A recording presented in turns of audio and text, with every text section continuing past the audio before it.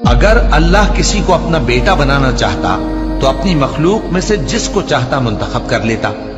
وہ پاک ہے، وہی ہے اللہ جو اکیلا ہے، بڑا زبردست ہے۔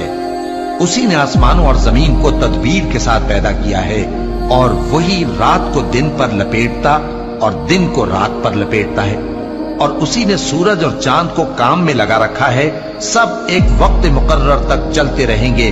دیکھو وہی غالب ہے، بخشنے والا ہے۔ اسی نے تم کو ایک جان سے پیدا کیا، پھر اس سے اس کا جوڑا بنایا، اور اسی نے تمہارے لیے چوپایوں میں سے 8 جوڑے بنائے۔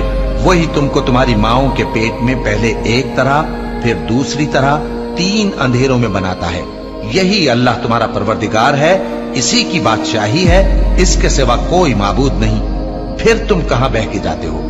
اگر ناشکری کرو گے تو اللہ تم سے بے نیاز ہے، اور وہ اپنے بندوں سے ناشکری پسند نہیں کرتا، اور اگر شکر کرو گے تو وہ اس کو تمہارے لیے پسند کرتا ہے، اور کوئی بوجھ اٹھانے والا دوسرے کا بوجھ نہیں اٹھائے گا۔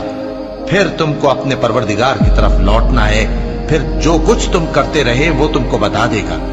وہ تو دلوں کی پوشیدہ باتوں تک سے آگاہ ہے۔